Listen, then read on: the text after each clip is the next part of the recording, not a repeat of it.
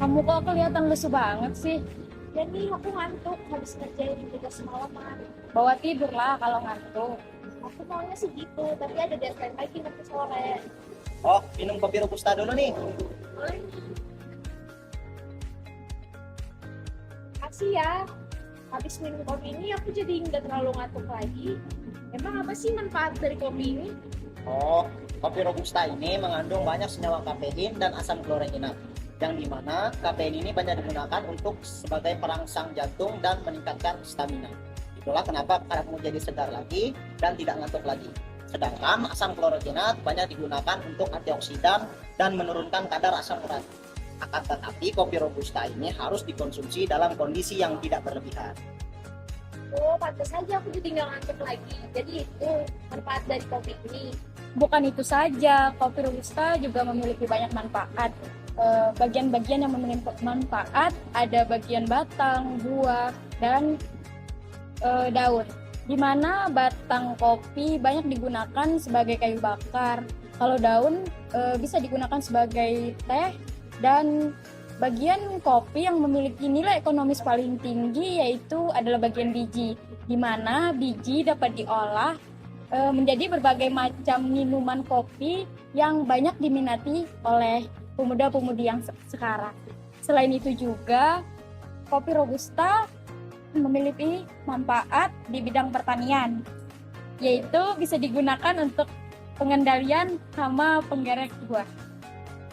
Oh, jadi seperti itu ya manfaatnya. Ada banyak juga ya manfaatnya.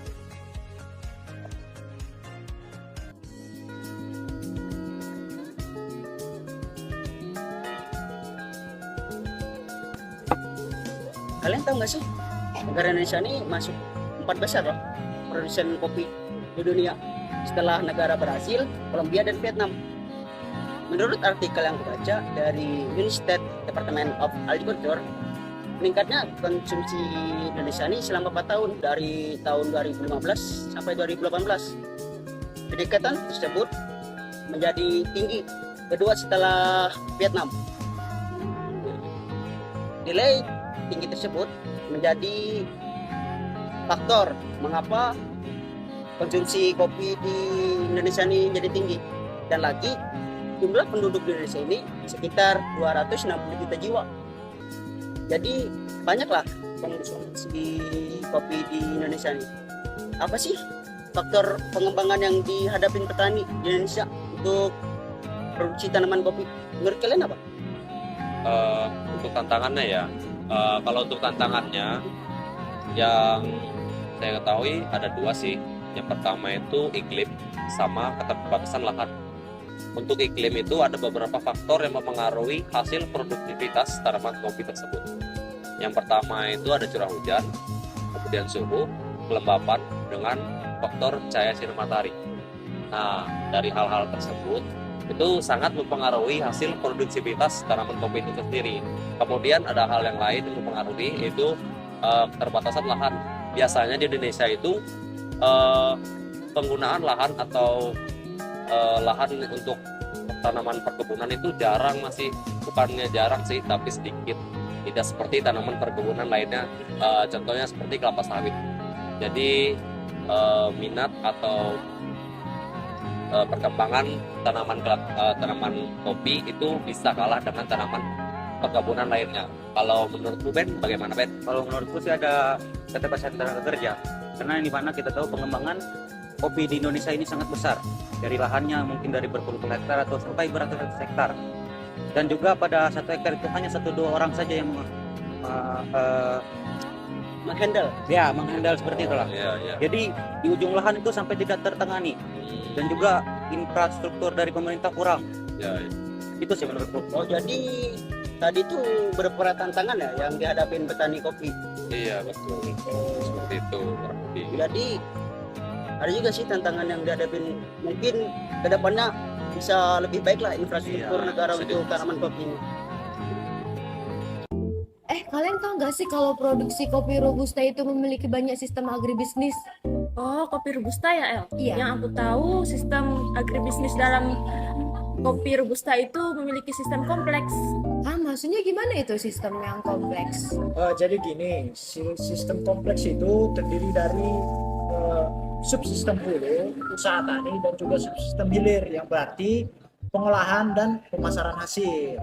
Oh, terus gimana dong cara kita melihat potensi agribisnis kopi robusta itu di Indonesia? Tentunya potensi kopi robusta di Indonesia itu sangat besar dikarenakan iklim kita sangat cocok dan memadai dalam pertumbuhan kopi. Tapi di balik itu semua membutuhkan dukungan dari semua pihak. Oh, berarti kopi itu memiliki banyak sistem agribisnisnya juga ya? Tapi itu tadi, masih banyak dalam agribisnis kopi itu cenderung bekerja secara terpisah sesuai bidangnya masing-masing. Iya betul, karena kurangnya sinergi antara subsistem ini mengakibatkan kekuatan yang diharapkan yang dibentuk tidak dapat terwujud. Nah, karena itu juga agribisnis kopi ini karena itu juga potensi dari agribisnis kopi untuk meningkatkan pertumbuhan ekonomi. Oh, gitu ya. Makasih ya, aku jadi banyak tahu nih tentang sistem agribisnis di kopi robusta. Menurutmu Di, kopi robusta ini botaninya seperti apa sih? Untuk kopi robusta itu sendiri memiliki botani seperti sebelum itu kopi robusta merupakan salah satu spesies kopi yang paling populer di seluruh dunia, nomor 2 setelah Arabica. Pada bagian botaninya, bagian pohon daripada kopi robusta tersendiri memiliki batang pohon yang kokoh dan kuat dibandingkan dari kopi Arabica, yang dimana pohon robusta tersendiri memiliki tinggi 4-6 meter. Nah, untuk jenis kopi robusta ini cocoknya ditanam pada ketinggian 400 sampai 700 meter dari permukaan laut dan memiliki suhu rata-rata 21 sampai 24 derajat Celcius. Pada bagian ciri morfologi dari kopi robusta sendiri bagaimana dia? Kalau ciri-ciri morfologinya, pertama tajuknya yang besar. Untuk daunnya yang lebih besar dibandingkan kopi Arabica atau jenis kopi lainnya. Sedangkan untuk jenis tanam daun pada kopi robusta ini, dia tumbuhnya secara berhadapan dengan batang, cabang, dan rantingnya.